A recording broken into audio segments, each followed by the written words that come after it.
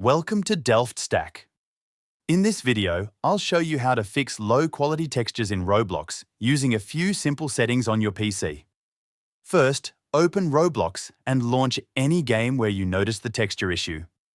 Once the game loads, open the game menu by pressing the Escape key on your keyboard or click the menu icon in the top left corner of the screen.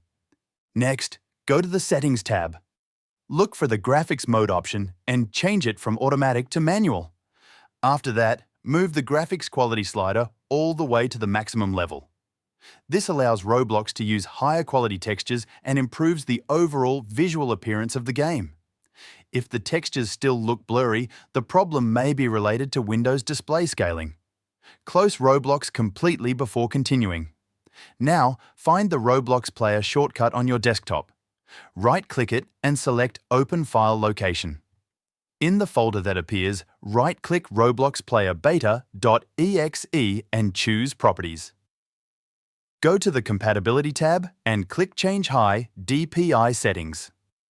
Enable Override High DPI Scaling Behavior, then set the drop-down menu to Application. Click OK and apply the changes. Thanks for watching.